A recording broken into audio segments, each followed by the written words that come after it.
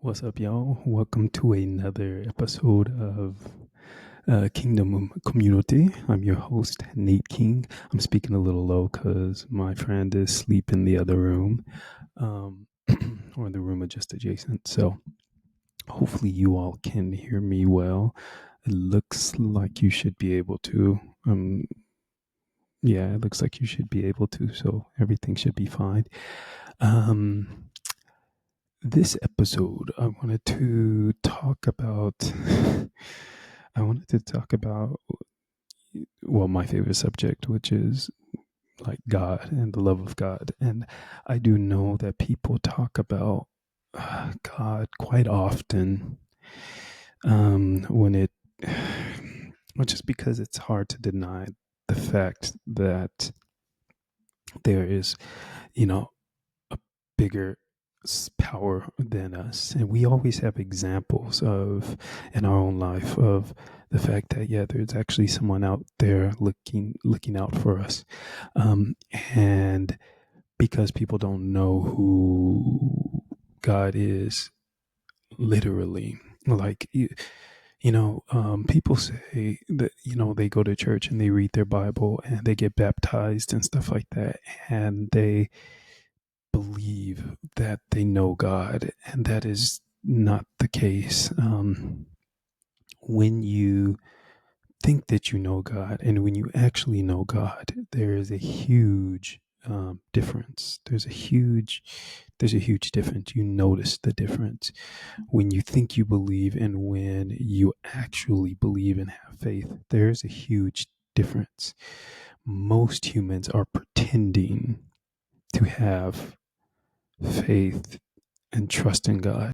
And I can't say which level they are at. And I'm not saying it is bad, because, there is this text that has just been playing in my mind over and over in the past few weeks, which is the was the parable that Jesus was telling about the man who went into a far off land and he left his possession with his servants, and the one that he left the one talent to said to him on his return, I knew that you were a prudent man, where what do you say, something like you reaped where you have not sown and you gathered where you have not laid, or something to that effect. And then the man, the owner, he said, well, you knew that I reaped where I did not sow and gathered where I had not lain, or whatever. So you should have taken my money that I gave you and put it to the exchangers and gotten more for it. And that was always a weird scenario for me, because I was pretty confident that this man, in this parable, was Jesus and or God. I don't, or the Father, the Mother, God, Jehovah. I don't know which, if it was both. I kind of feel like it was Jesus, because I think all things in heaven and on earth have been confiscated or given to Jesus. So yeah, I don't like like, but so I'm pretty sure, I'm thinking that this parable is talking about Jesus, um and and God, because the Father slash Mother, they are trying to get every single human to like understand the filth that they are in, the just, the their to understand how their righteousness, achieves nothing. They're trying to help these people understand, us all understand, like, you need us.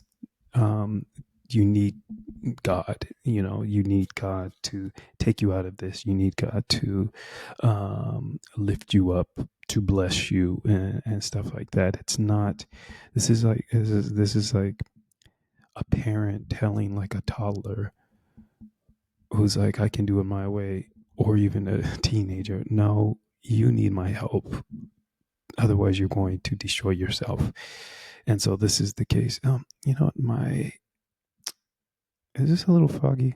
Maybe it's okay. Okay. Anyways, um, so that's really it's like. And so there's always like these types and archetypes. But anyways, in the story where he's saying, I have gathered where I have not, or I've reaped where I have not sown, and gathered where I have not whatever laid or whatever.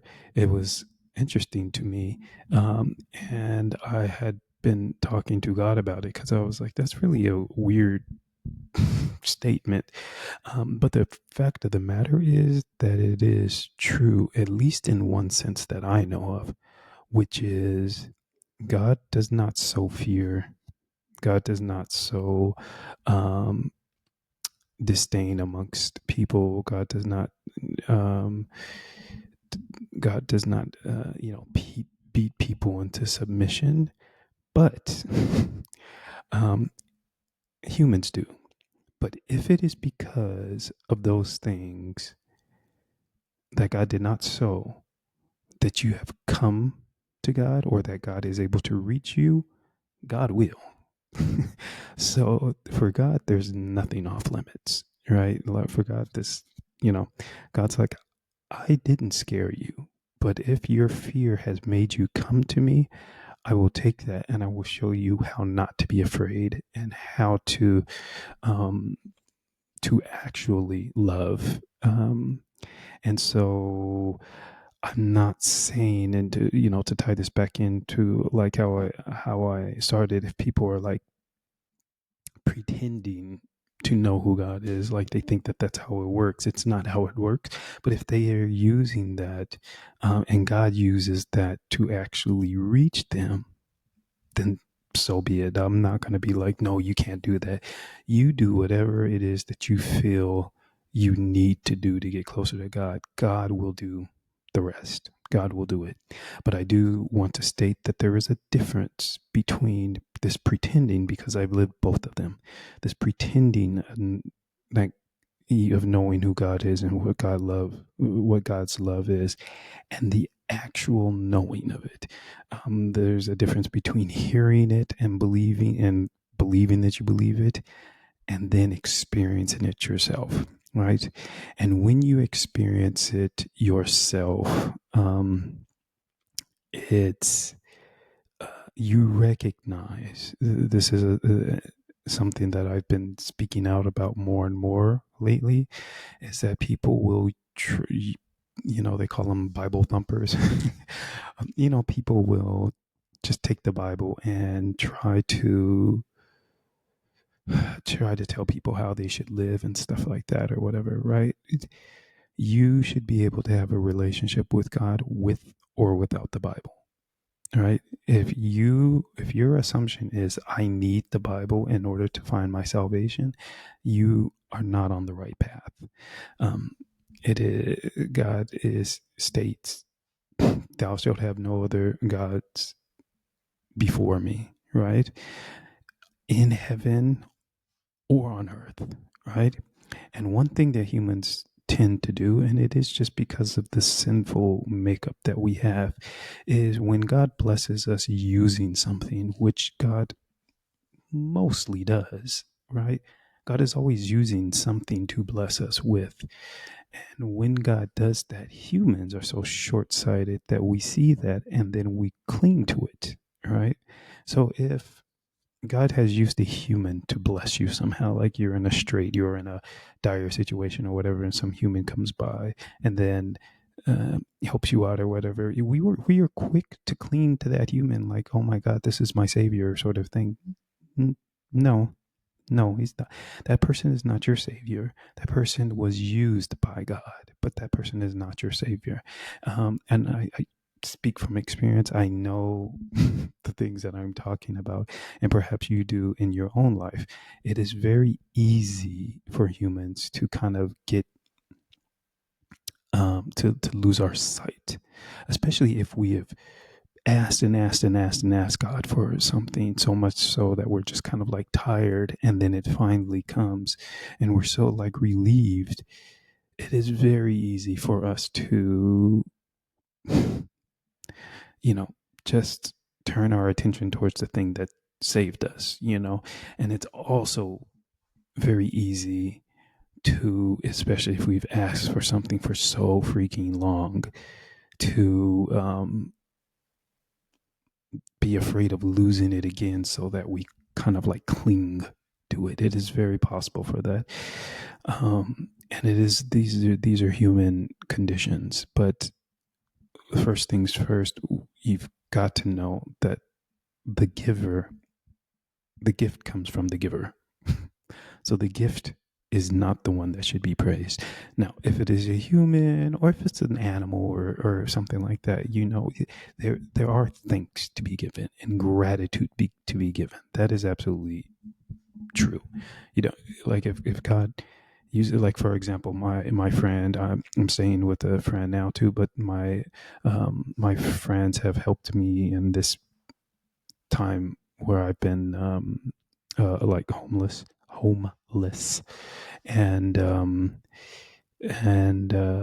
they've helped me, and I've been very thankful and grateful to them. I've tried to express my great gratitude in many ways, but I'm aware, and I'm more aware now than I was in the past few years, because, to be honest, this whole situation came in like a hurricane, like a flood. It really came in like like Job, if you will, or like Joseph, where in the span of just a couple days, everything just came crashing down around me. And I'm just like, okay, I was not expecting this.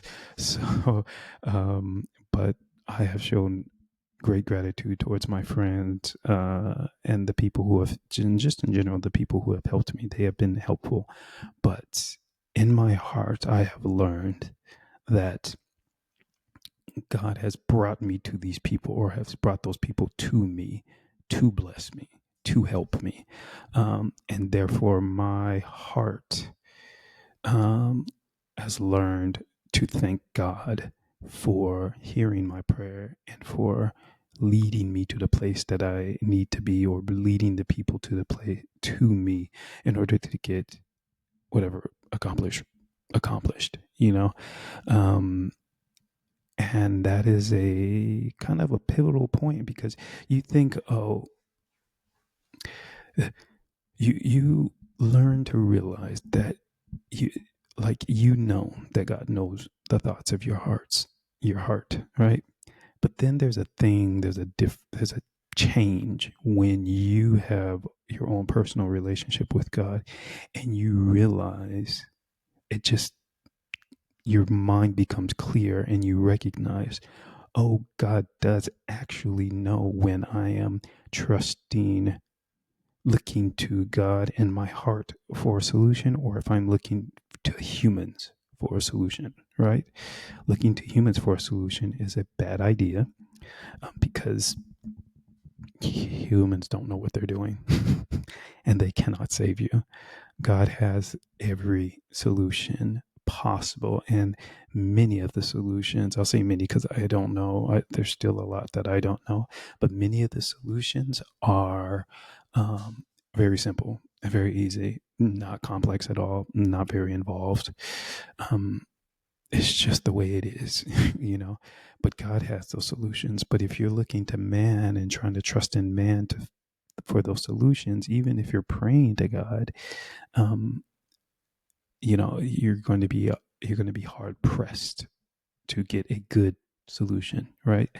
And that is all at the same time where God understands your mindset, right? So, like I said, if you're pretending to know God, but you actually want to know God, and you've been pretending for 30, 40 years, for example, or something like that, God understands, right? God understands why you're pretending, because God knows if you knew who they were, you would cling to them more than you would cling to this ideology that you have built, that you have said is God. Like when you pray now, you probably are just praying and you don't really have a concept of who you're praying to or what that being looks like or whatever. But when you begin to walk with God, the physical walk with like the literal, not the physical, but the literal walk with God, when God comes to you, wait, let me turn off my, I used to do this before, but I forgot. When God comes to you and walks with you at the time that God, at the time of God's choosing, you will, you will, I forgot what I was saying, sorry, but I think it's something to the effect of, I think I was saying something to the effect of, you will know to whom it is that you are speaking. You will know that God hears you and that God answers your prayer. It's no longer a, does God answer my prayers? Yes, God answers them. God has a reason why you haven't received what you were looking for at the moment, but you also learn, I'm just going to trust God. You're just going to be like, I'm just going to trust God, you know, and that becomes more and more concrete. Also, it is not a one-time thing. Um, it is not a, you are like right now, God tells you all the things that you ever need to know. No, it is always a growing process, which is why if you remember the parable of the 5 wise and 5 foolish virgins, and the 5 wise told the 5 foolish, go and buy some of the oil. And the 5 foolish went out and bought the oil, right? They, when the bridegroom came, they were not ready. It's because it's not an instantaneous thing. It is a step-by-step process. And before God even comes to you, God will have caused you to experience just a bunch of things in your life, and you will use those things during your time of like trouble or struggle with when God comes to you. Because when God comes to you, um, at least this is what happened with me, and this is what happened with a number of people in the Bible, and people that, you know, I know, is that when God comes to you, God begins like purifying, getting rid of your doubt, getting rid of your fear and stuff like that. And that is a painful process, very painful. But it happens, it's a painful process in the mind, and sometimes physical process, pain manifests itself. But when God does that to you, it begins kind of like, you know, allegorically, it begins burning this stuff away. And what you do, and you will maybe fall flat on your face in despair and fear and pain and anger, and you just be like, I can't do it. But the Holy Spirit will remind you of the things that you had lived or seen previously. And those are the things that you will use as much as you can, because they will not save you, but they will help you kind of hold on and be really honest with God and be like, I remember this, God. I remember. I don't know how much longer I can hold on, but I remember, you know, or I'm trying to, or something, you know. It's my story. The way I did it is not going to be yours, but it will be something similar. It's always something similar, because we have to go back the way our ancestors came, and it is not a fun process, right? But like I said, God uses the things that we have already seen in our own lives, here and there or whatever, and uses that to kind of support us while He is teaching us the things that we need to learn, you know. So this is the love of a true father. Yeah, this is the love of a true father. This is the love of God. You, uh, the love of God is so much different than the love of humans. The love of God sees past like your anger and stuff, and you will continuously try to change who you are in order to be better for God, and you will realize that it doesn't work. You realize it doesn't work, you know. the things you might want certain things to change, but God does not. For example, my anger at the moment, God has chosen to use that for his glory, which is a very, very strange concept, at least for me, because I'm thinking I hate the anger because I love being happy. I love laughing. And yet, as God has drawn closer to me, I have been almost nothing but angry, you know? Um, and, and I've used it against God, not because I want to per se, but just because he just brings it out of me. Like I just angry. I am just angry, but I let God know. I don't try to hide it. I feel ashamed of it quite often, but and sometimes I'm just like, I don't want to talk to you, God. And I do tell God that. But then I end up eventually talking to God, talking it out, like a loving parent would do, gives me space, but then comes to me and like, look, what are you feeling? And I'm just like, I don't want this anger, God. Why am I so angry? And I understand my mom's told me it's hereditary, so it is what it is. But like, God hasn't gotten rid of it. And it reminds me of when Paul was asking God to get rid of his whatever affliction he had so that he could better serve him. And then Jesus was like, my grace is sufficient. And just saying that right now just made me laugh because it is true. Like if, huge if anger is evil, which I don't think it is, I just think it's evil out of place. But if anger is evil, right? God's grace is sufficient. So it will not be anger that keeps me from heaven if my heart is set on God, right? So if God is saying, my grace is sufficient, my strength is made perfect in weakness, right? That is true. It is true. Now, if you want to know more about what that means, ask God, because God is a God who will tell you, who will show you. He might tell you immediately. He might show you a ways down the line. It might need to come through a process of things. There are many, many different ways that works, but he will show you. God is a loving God. God is not like these gods that are preached about, and the people that preach about God and they're trying to tell you need to do this and you have to do that. It comes from a place of them not knowing who God is. It does. God is not a Christian. God is not of any denomination or religion. God is not religious. It's impossible to say that God is religious.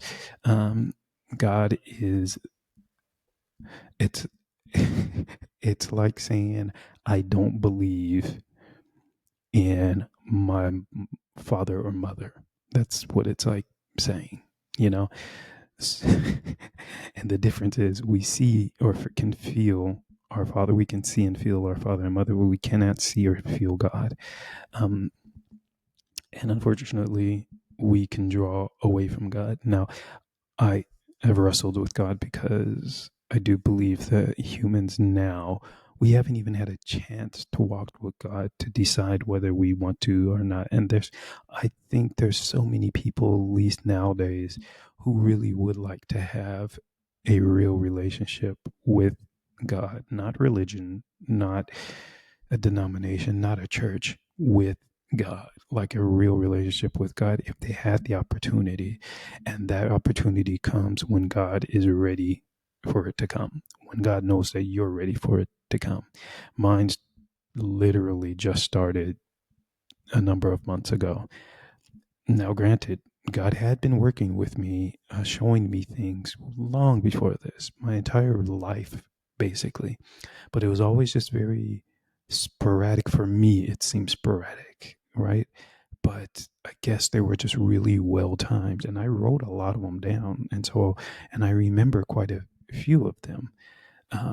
So it wasn't that God was far from me. It's just I was not walking with God the way I wanted to, and I wanted to walk, and I want to walk with God the way it seemed that Enoch did, or I just want to walk close with God, right?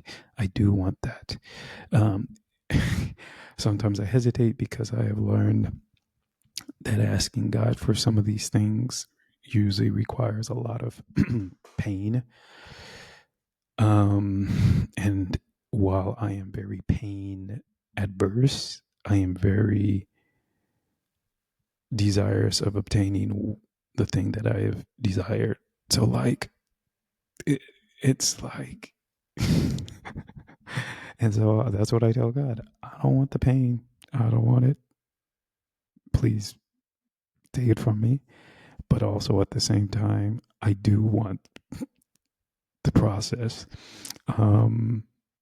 Very much like what Jesus was saying in the Garden of Gethsemane, Lord, if it's possible, take this cup away from me. And, the pain that God has brought me through, I've told God that I felt like it was unnecessary, but I do trust God. And so even though my heart is very in pain and angry because of what God has allowed to happen to me, I do know that God will comfort me, and when the time comes, and then I will understand everything when the time comes, and so then my heart will be eased, right? But at the moment, it's not the case, and it's very hard to be like, why did you let this happen to me? But also I trust God's wisdom. Right? I don't trust humans' wisdom. Humans are what got me into the situation in the first place. I did what I thought I was supposed to do because of what they said, and they were wrong. It took me down the wrong path. I did not know who God was. Even as a kid, though I was praying, I didn't know to whom. I just knew it was to God. And I didn't have a concept of who God was in my head. In fact, as a kid, I thought God was mean. I thought the Father was mean, and I thought that Jesus was the only one that loved us. So, like, and there's a lot of like other things about God that I just don't know, right? But in the more recent months, I have learned more about God than I had ever learned in the 40 years, at least, okay, 35 years of being in the church and being a religious, or let's see, no, because I was only in the church for like 30 years. So somewhere around that, right? So yeah, there's a difference, and you get to experience the real like love of God. It's a whole new level. It's a whole new thing.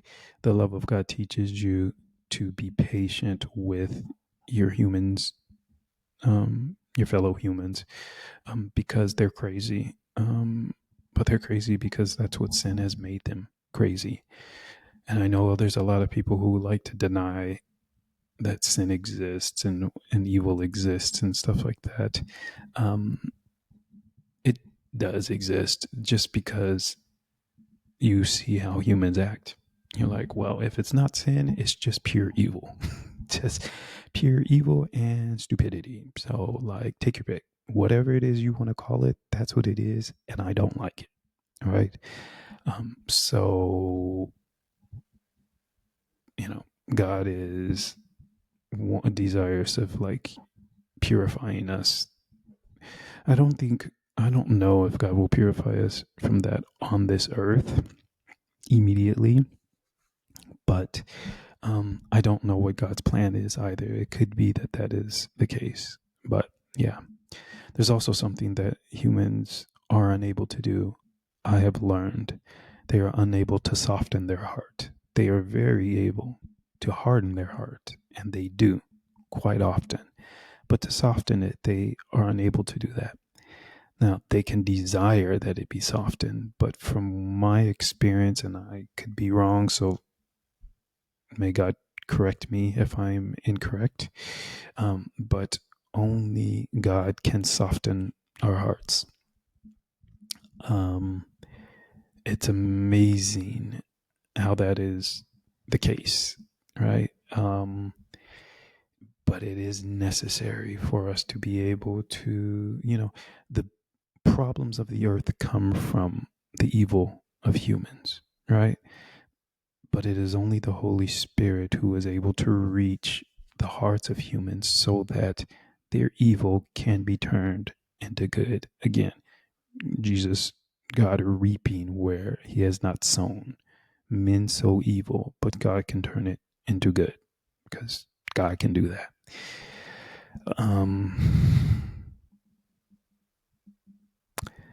There's another concept that I wanted to talk to you about, and on the same lines is there's a need to know the truth about God, the truth about where we come from and how we are and how we can like live and stuff like that. But knowing it logically does not prevent us. There's got to be from what I understand and have experienced, there has to be a consolidation between what it is that you know, what it is that you're thinking, like your mind, what your body is reacting to. And at least I had not been able, there was always this kind of split between, especially when you're doing things that you think that you're supposed to do or that you have to do. And the things that you want to do, there's always really a split between that. And so you're thinking, oh, people are always like, oh, it's got to be logical. Well, it does have to be logical, but it also has to be spiritual. It has to be a combination of the two for it to work for you. Humans are not just pure logic creatures. If that were the case, well, the world would be really boring, right? But because humans have learned to act on one spectrum or the other and not really learned how to, or at least forgotten perhaps, how to unite the two or the three. I don't know how many different aspects of these things there are. We're always out of alignment, right? So you can know the truth and still not be able to apply it. Humans like to kind of find their own salvation, right? So they'll take the Bible and they'll take, what they saw in a dream, maybe, or a vision, or whatever, and they'll try to apply it to their lives. They'll try to apply it directly to their lives. That is folly. And I know logically you're probably thinking, no, that's the way it's supposed to be. That is not the way it's supposed to be. It is supposed to be when you recognize that there is a lacune, there's something missing or whatever, your first thought or your first action should be, let me tell God. Now, you're not going to learn it immediately, and it still is not a knee-jerk reaction for me at this point. And I think there's many different variations of that because, you do learn eventually to carry God in your heart. So you just ask God to be with you in whatever decision it is that you're making, because you might not have the time immediately to just be like, okay, God, like, what do you think? Sort of thing. Sometimes you do have to make split second decisions. God's not ignorant of that. God knows the ways of human. God knows what needs to happen. But the first reaction for the most part should be, let me tell God, right? And then be like, okay, God, this is what I plan on doing. I plan on, I don't like the way that I'm doing this or whatever. And you tell God and you apply it. Now, it might be that you end up making yourself a little bit more miserable because you're trying to apply it, because it's probably not being applied correctly, or you might not be ready for it. Just a bunch of different things. But when you have learned to bring it to God first and expect it that God will show you and teach you, or that you've asked God to show you and teach you these things, it might last for a little bit until God is ready for you to know to know the truth, and where your whole body is aligned for it. And then you will understand, and it'll become very clear, and you'll be like, oh, I was not doing the thing. I was not doing the right thing, but whatever it is, it's just the way it is. That's how it works, so take everything to God in prayer. Everything. Take it to, I mean, you don't even have to pray. I don't get on my knees. I just talk to God. Like I'm talking to you. I'll talk out loud sometimes. Most of the times it's in my head. Sometimes I will close my eyes. Sometimes I will get on my knees. It really just depends on what mood I'm in. So there's one last thing that I wanted to bring up is there's this text that I was reading. It's in Psalms 23:37. But all of Psalms 23 is really interesting to read and to kind of take to heart. But Psalms 23:37 is something I'd known for a long time. It just kept coming back to me. And it reads, from the King James, it reads, "Mark the perfect man, and behold the upright, for the end of that man is peace."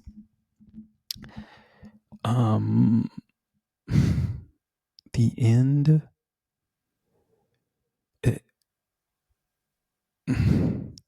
perfect man, the upright man, and the man the perfect person, the upright person, and the person whose end is peace, obviously all in the same person.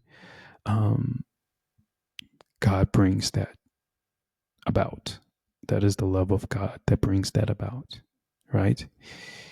God teaches you, causes you to walk in the way of an upright person. And it does not mean that you won't make mistakes, but God's grace is sufficient. And this is something you want to keep in mind and want to understand deeply. You want it to be a part of your hardware. Where it says, there's a Bible text that says, "Thy word have I hidden my heart that I may not sin against thee." That's what it is. It goes inside your heart. And humans think, it is our actions, because we will be judged by our actions. And so we'll think, it's our actions that are the issue. And so I'll try to correct my actions. Don't do that. You are setting yourself up for failure. You let God help you correct your actions so that you become that upright person. If your actions need to be corrected, perhaps God doesn't even want you to correct your actions, even though you think it's a good idea.